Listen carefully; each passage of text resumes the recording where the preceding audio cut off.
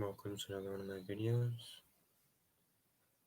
This talk will be on certain Buddhist sutras that we'll be going over, that involving lust, the 7 factors of awakening, the amount of suffering that is much less for a stream enter, and it being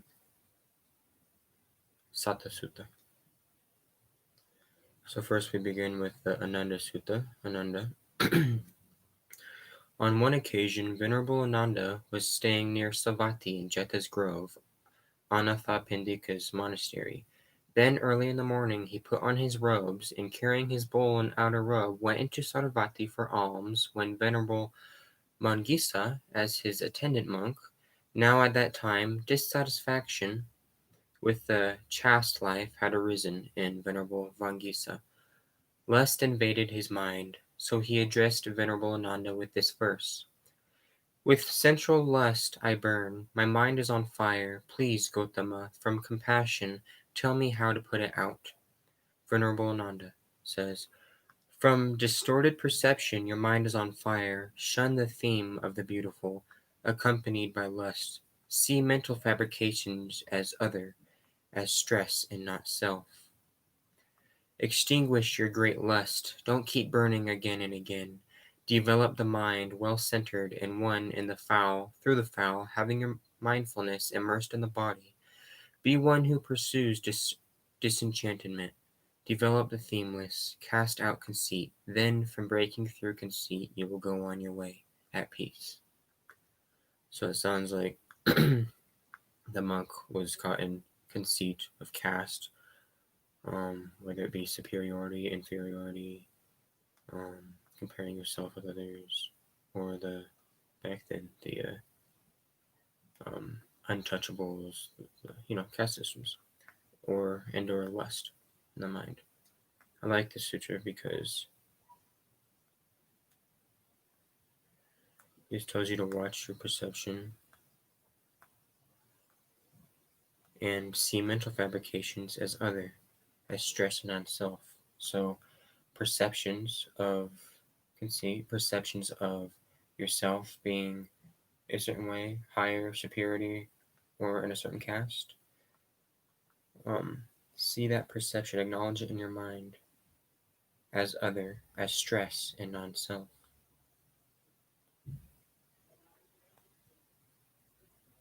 Extinguish your lust. You recognize it, it falls away.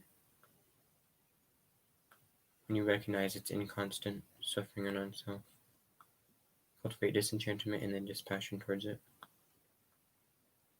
knowing that it brings suffering and pain. And then return and develop your mind and mindfulness of the body. Meditate on the 32 parts of the body, the gross forms of the body, mucus, feces, phlegm, kidneys, lungs, saliva, mucus, etc., and that of others.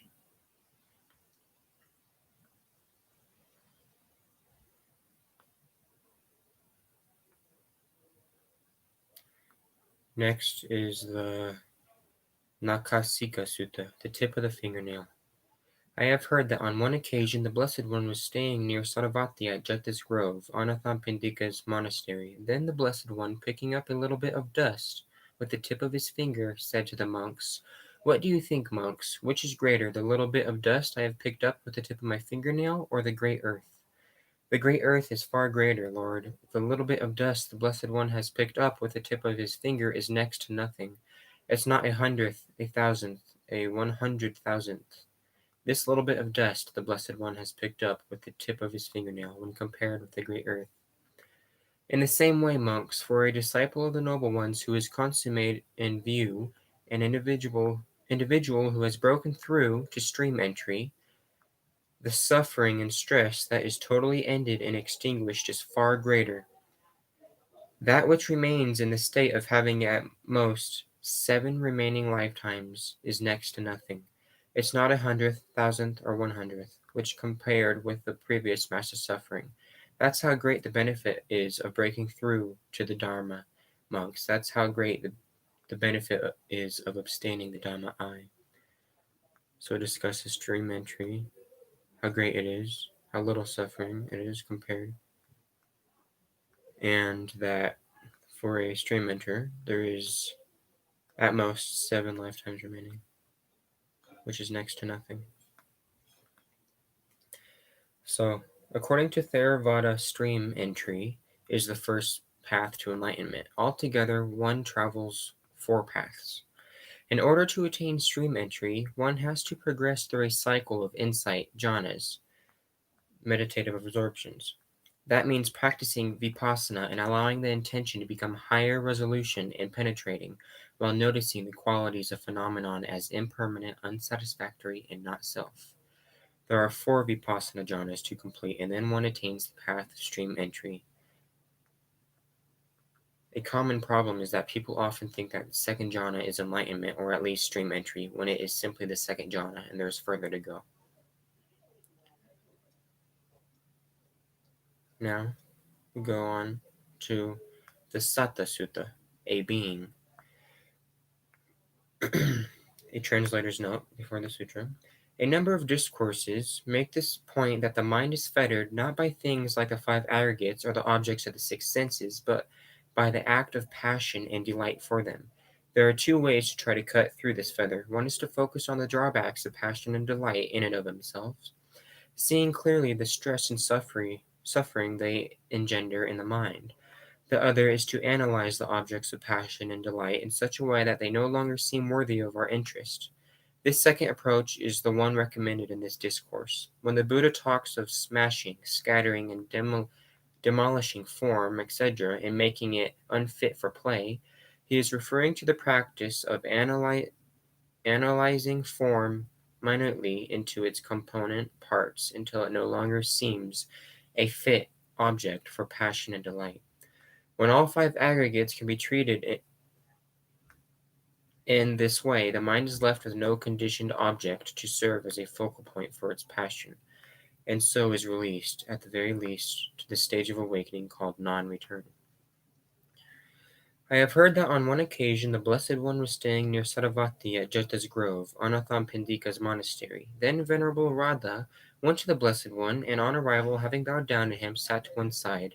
As he was sitting there, he said to the Blessed One, "A being, Lord, a being," it is said. To what extent is one said to be a being? Any desire, passion, delight, or craving for form, Radha, when one is caught up there, tied up there, one is said to be a being. Any desire, passion, delight, or craving for feeling, perception, fabrications, any desire, passion, delight, or craving for consciousness, Radha, when one is caught up there, tied up there, one is said to be a being. Just as when boys or girls are playing with little sandcastles, as long as they are not free from passion, desire, love, thirst, fever, and craving for those little sandcastles, that's how long they have fun with those sandcastles, enjoy them, treasure them, feel possessive over them. But when they become free from passion, desire, love, thirst, fever, and craving for those little sandcastles, they then smash them, scatter them, demolish them with their hands or feet, and make them unfit for play. In the same way, Radha, you too should smash, scatter, and demolish form, and make it unfit for play. Practice for the ending of craving for form. You should smash, scatter, and demolish feeling, and make it unfit for play. Practice for the ending of craving for feeling. You should smatter, scatter, and demolish perception, and make it unfit for play. Practice for the ending of craving for perception. You should smash, scatter, and demolish fabrications and make them unfit for play. Practice for the ending of craving for mental fabrications or qualities. You should smash, scatter, and demolish consciousness and make it unfit for play. Practice for the ending of craving for consciousness. For the ending of craving, Radha, is unbinding. Now we end with 2 more sutras. The Himavanta Sutta, the Himalayas, on the factors for awakening. Monks, it is in dependence on the Himalayas, the king of mountains, the serpents, nagas, growing in body and gain in strength. Having grown in body and gained strength there, they descended to small lakes. Having descended to the small lakes, they descend to the large lakes, the small rivers, the large rivers, to the great ocean. There they attain greatness and prosperity in terms of the body.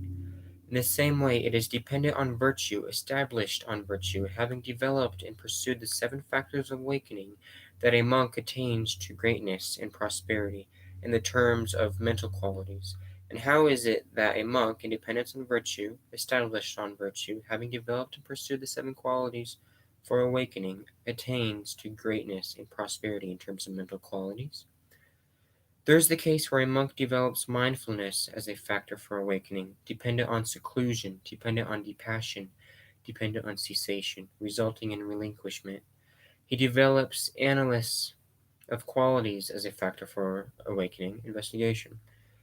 Persistence as a factor for awakening, rapture as a factor for awakening, serenity as a factor for awakening, being calm, awakening, concentration as a factor for awakening, equanimity as a factor for awakening, dependent on seclusion, dispassion, cessation, and relinquishment. This is how a monk, in dependence on virtue, established on virtue, having developed and pursued the 7 factors for awakening, attains the greatness and prosperity in terms of mental qualities.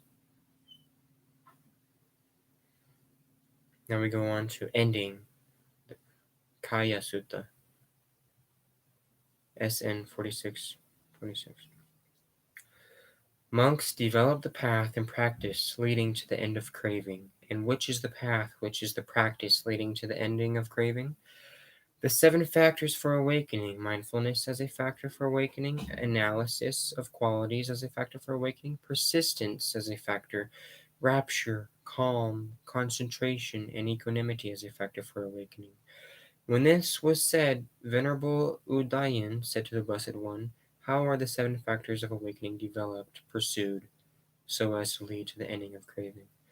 There is the case, Udayin, where a monk develops mindfulness as a factor for awakening, dependent on seclusion, dispassion, and cessation, abundant, enlarged, immeasurable, without ill will. In him, mindfulness as a factor for awakening is developed, dependent on seclusion, dispassion, and cessation, abundant, enlarged, immeasurable, without ill will. Craving is abandoned.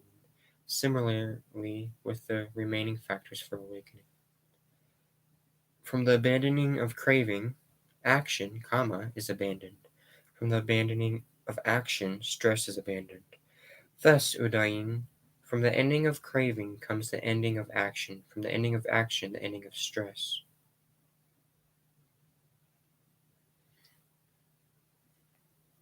And if I remember properly, the 7 factors of awakening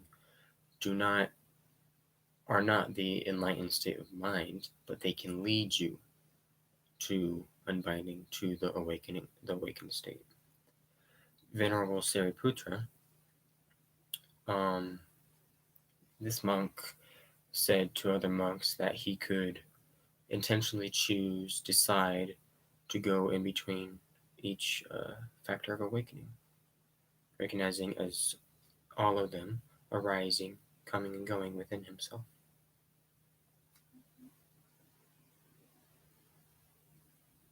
And he said that and that shows that they can lead to the awakened state, but they do not constitute the awakened state. Hope you guys enjoyed this video. I'm going to replay it with you, meditate upon it. May be free from sufferings of body and mind.